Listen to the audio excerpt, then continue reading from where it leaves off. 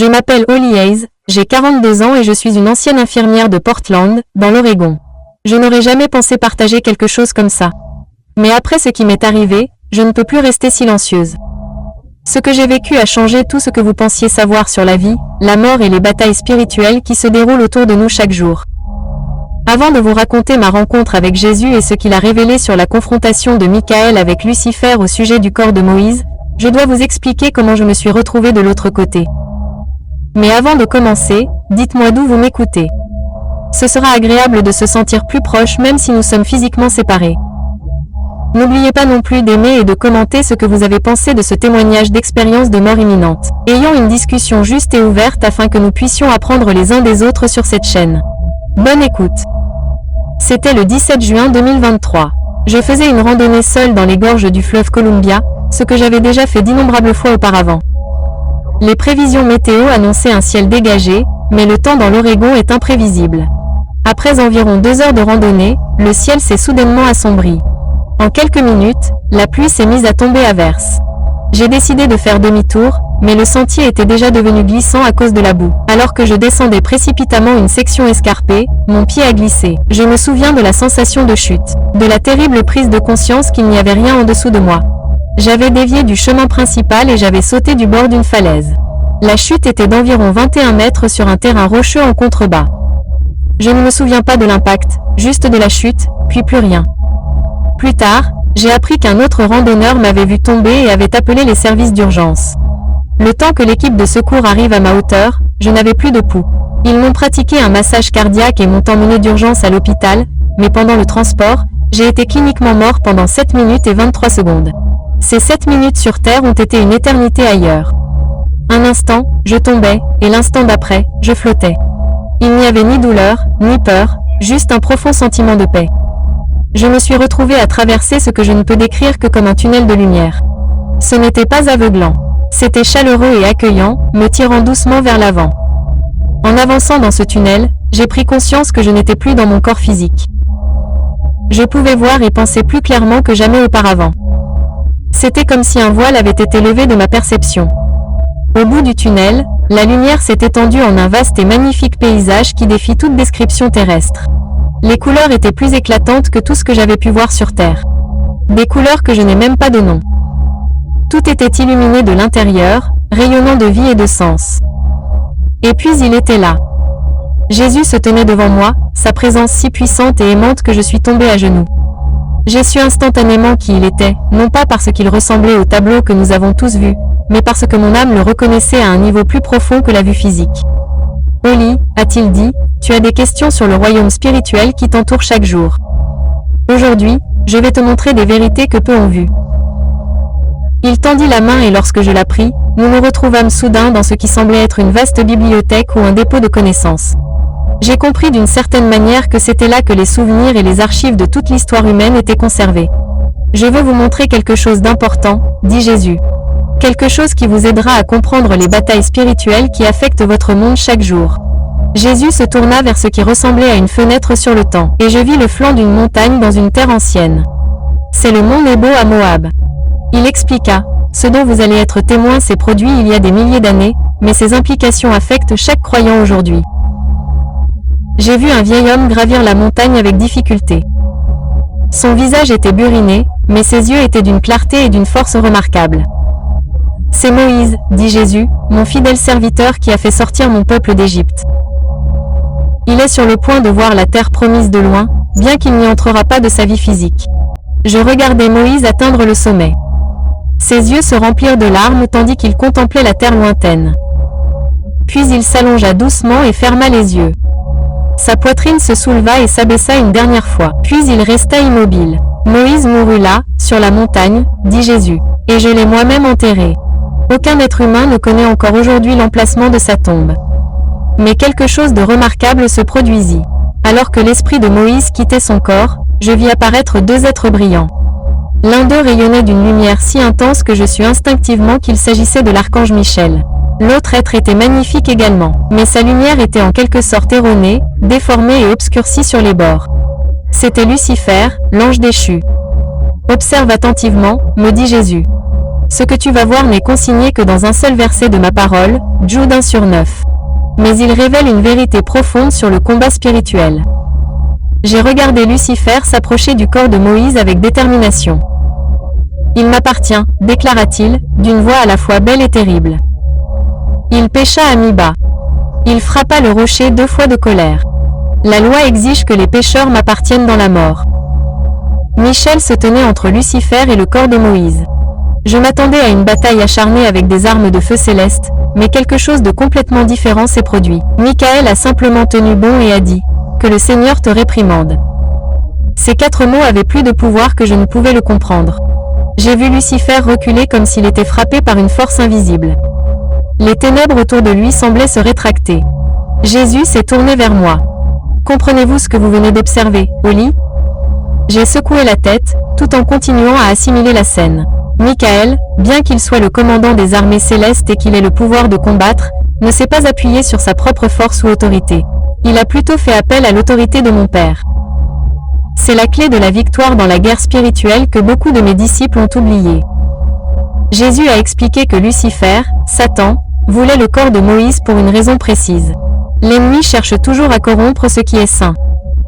Il a dit, s'il s'était emparé du corps de Moïse, il l'aurait utilisé pour créer une idole que mon peuple adorerait, tout comme il l'a essayé avec le veau d'or, il aurait détourné leur cœur de moi et les aurait tournés vers une créature. J'ai été stupéfait par cette révélation. Mais pourquoi Dieu n'a-t-il pas détruit Satan sur le champ? Jésus m'a regardé et m'a dit, la justice de mon Père agit en même temps que sa miséricorde. Satan subira son jugement final, mais jusqu'à ce moment fixé, il reste l'accusateur. Cependant, son pouvoir est limité. On peut lui résister. Jacques 4/7 dit, « Résistez au diable et il fuira loin de vous. » Michel a démontré cette vérité. Jésus a poursuivi en expliquant que l'approche humble de Michel révélait quelque chose de crucial sur la nature de l'autorité spirituelle. Satan est tombé à cause de l'orgueil. Jésus a dit qu'il voulait être comme Dieu, avoir l'autorité de Dieu comme sa propre possession. Michel, bien que puissant, a compris que la véritable autorité vient de la soumission à Dieu. J'ai revu la scène, la voyant avec des yeux nouveaux. Michel n'était pas faible parce qu'il ne se battait pas. Il faisait preuve d'une véritable sagesse spirituelle. L'ennemi veut que mes disciples tremblent de peur devant lui ou le combattent par leur propre force. Jésus a poursuivi, les 2 approches lui donnent un avantage. La première lui confère du pouvoir par la peur. La seconde conduit mon peuple à l'orgueil, qui précède toujours une chute. Jésus m'a montré que le corps de Moïse représentait quelque chose d'important. Il symbolisait la loi. Moïse a transmis mes commandements au peuple. Son corps représentait l'alliance de la loi. Satan revendiquait des droits sur ce corps parce que la loi apporte la connaissance du péché, mais pas le pouvoir de le vaincre. Puis Jésus a révélé quelque chose qui a tout clarifié. Quand je suis mort sur la croix, j'ai accompli ce que le corps de Moïse représentait, la loi. J'ai pris sur moi la malédiction de la loi. C'est pourquoi Satan se bat si désespérément pour les âmes maintenant. Il sait que son droit légal a été brisé.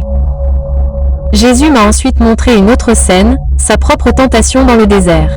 J'ai regardé Satan s'approcher de lui avec des offres astucieuses et des écritures tordues. Remarquez comment j'ai répondu.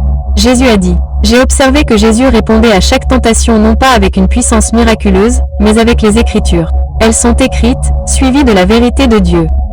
Les paroles sont porteuses de puissance spirituelle. Jésus a expliqué la création. Mon Père a créé l'univers par ses paroles. Ces paroles n'ont pas seulement décrit la réalité, elles l'ont créée. Et maintenant, lorsque mes disciples prononcent mes paroles avec foi, elles libèrent de la puissance dans le domaine spirituel. Jésus m'a montré comment ce principe fonctionne dans la vie des croyants aujourd'hui.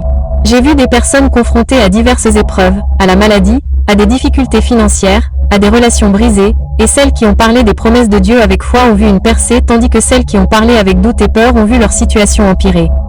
Proverbe 18h21 dit que la mort et la vie sont au pouvoir de la langue. Jésus a poursuivi. Vos paroles s'associent soit au ciel, soit au plan de l'ennemi. Lorsque vous dites la vérité, vous maniez l'épée de l'esprit. Mais beaucoup de mes fidèles ont déposé cette arme, sans se rendre compte de sa puissance. J'ai pensé à la désinvolture avec laquelle nous parlons souvent et au peu d'attention que nous accordons à nos paroles. Est-ce vraiment si important? Chaque parole, a affirmé Jésus. Matthieu 12/36-37 dit que les gens rendront compte de chaque parole inconsidérée qu'ils prononcent. Les paroles révèlent et affectent l'état de votre cœur.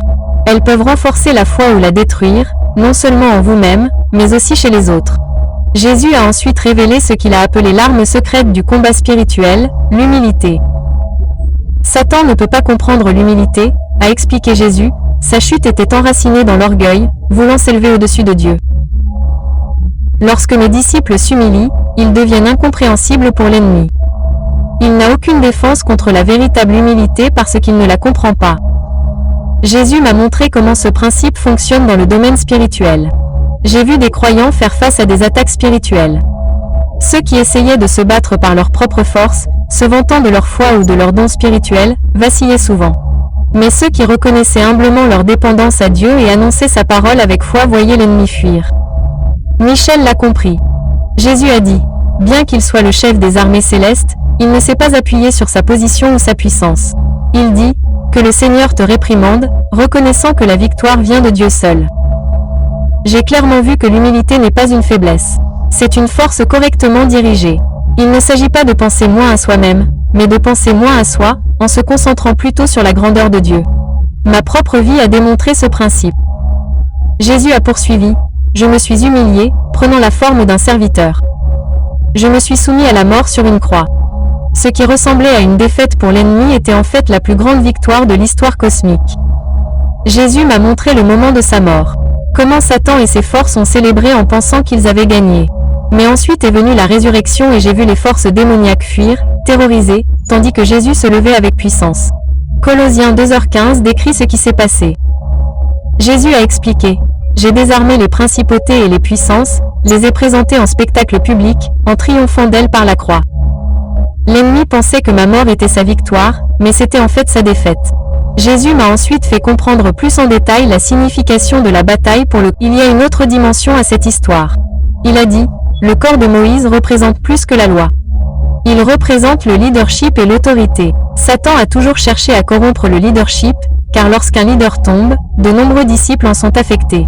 J'ai vu des exemples tout au long de l'histoire, des chefs spirituels qui sont tombés dans l'orgueil, l'immoralité ou les faux enseignements, et comment ils ont égaré beaucoup de gens. L'ennemi cible ceux qui détiennent l'autorité. Jésus continua. Il sait que lorsqu'il parvient à corrompre un dirigeant, il gagne de l'influence sur de nombreuses âmes à la fois. C'est pourquoi les dirigeants doivent être particulièrement vigilants à l'égard de l'orgueil. C'est pourquoi Jacques 3 sur un avertit que les enseignants seront jugés plus sévèrement. J'ai pensé aux dirigeants d'église et aux autres personnes occupant des postes d'autorité spirituelle. Comment peuvent-ils se protéger? De la même manière que Michel l'a fait, répondit Jésus. En restant humble, en s'appuyant sur l'autorité de Dieu plutôt que sur la leur, et en s'appuyant fermement sur la parole de Dieu. Jésus m'a montré que la bataille pour le corps de Moïse préfigurait la bataille pour l'Église, le corps du Christ. Satan veut corrompre mon corps tout comme il voulait corrompre le corps de Moïse. Il veut le transformer en quelque chose qui sert ses desseins plutôt que les miens. J'ai vu comment cette corruption se produit par le biais de faux enseignements, de compromis avec les valeurs du monde, de division et de lutte intestine entre croyants. L'ennemi n'a pas besoin de détruire l'Église pour la rendre inefficace. Jésus a expliqué, il lui suffit de la détourner de son véritable objectif. Jésus m'a ensuite montré comme toutes ces vérités s'appliquent aux croyants d'aujourd'hui. J'ai vu des chrétiens ordinaires mener diverses batailles spirituelles, combattre la tentation, gérer la peur et l'anxiété, s'opposer à l'injustice, partager l'évangile dans des environnements hostiles. Chacun de mes disciples a de l'autorité en mon nom, a dit Jésus. Mais beaucoup ne savent pas comment l'utiliser. Ils essaient de se battre par leur propre force ou se recroquevillent de peur, ne réalisant pas la puissance à leur disposition. Jésus m'a montré à quoi ressemble le véritable combat spirituel. Ce n'est ni compliqué ni mystérieux.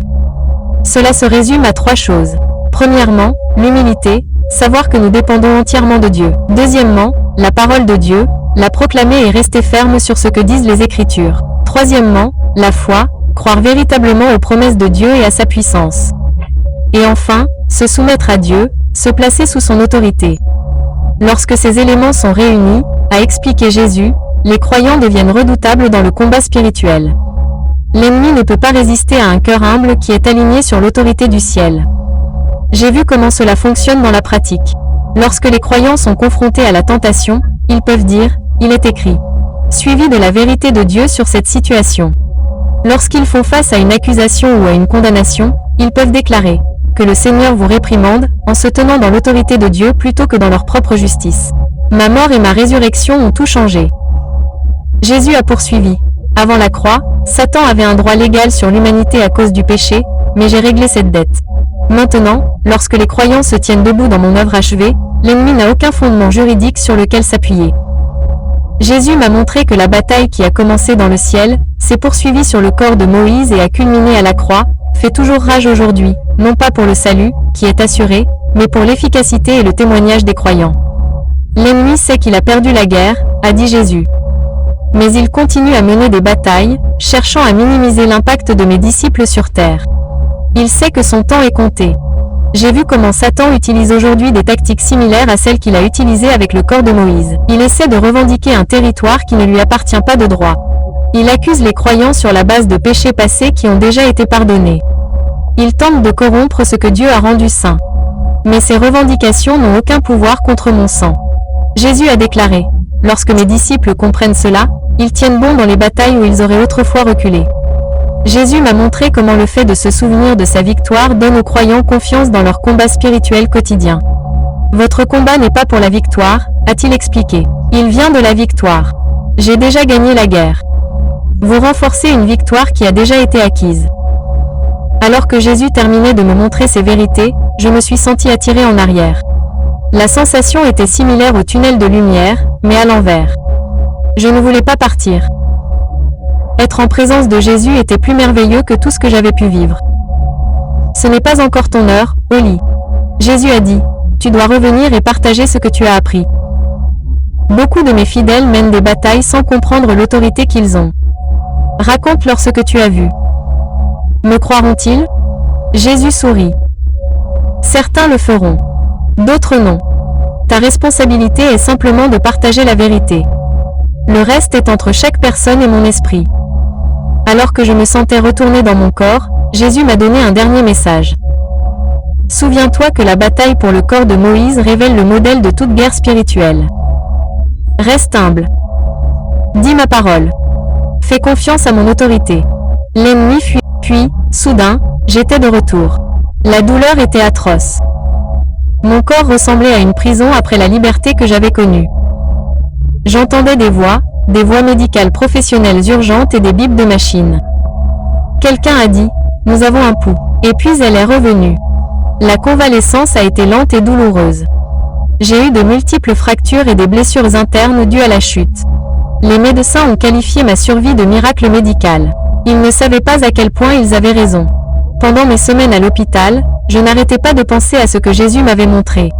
La bataille pour le corps de Moïse me semblait désormais si importante, pas seulement en tant que curiosité historique ou biblique, mais aussi en tant que modèle de victoire spirituelle. J'ai commencé à partager mon expérience avec les infirmières, les médecins, les visiteurs, tous ceux qui voulaient bien m'écouter. Certains ont rejeté cela comme une hallucination, un produit du manque d'oxygène dans mon cerveau. D'autres étaient intrigués mais sceptiques. Quelques-uns, en particulier ceux qui avaient déjà la foi, ont reconnu la vérité dans ce que j'ai partagé. Lorsque je suis finalement sorti de l'hôpital, j'ai su que ma vie ne serait plus jamais la même. Je ne pouvais pas recommencer à vivre comme si ce qui se passe dans le domaine spirituel n'affectait pas notre vie quotidienne. Je ne pouvais pas ignorer le pouvoir de mes mots ou l'importance de l'humilité dans les batailles spirituelles. Si vous regardez ceci, sachez que la même autorité s'applique, est à votre disposition. L'ennemi n'a aucune prétention sur votre vie si vous appartenez à Jésus. Comme Michel, vous pouvez tenir ferme dans l'autorité de Dieu. Comme Jésus, vous pouvez prononcer la parole de Dieu contre toute tentation et tout mensonge. La bataille qui a commencé au sujet du corps de Moïse se poursuit aujourd'hui. Mais la victoire a déjà été remportée. Nous ne combattons pas pour la victoire. Nous combattons à partir de la victoire. Et cela fait toute la différence. Pourtant, l'archange Michel, lorsqu'il luttait contre le diable, disputait au sujet du corps de Moïse. Il n'osait pas porter contre lui une accusation injurieuse, mais il disait « Que le Seigneur te réprime ». Jude 1/9. Et, ayant dépouillé les dominations et les autorités, il en a fait publiquement une chaussure, en triomphant d'elle par la langue. Colossiens 2h15, soumettez-vous donc à Dieu. Résistez au diable, et il fuira loin de vous. Jacques 4/7, la mort et la vie sont au pouvoir de la langue, et ceux qui l'aiment en mangeront les fruits. Proverbe 18h21.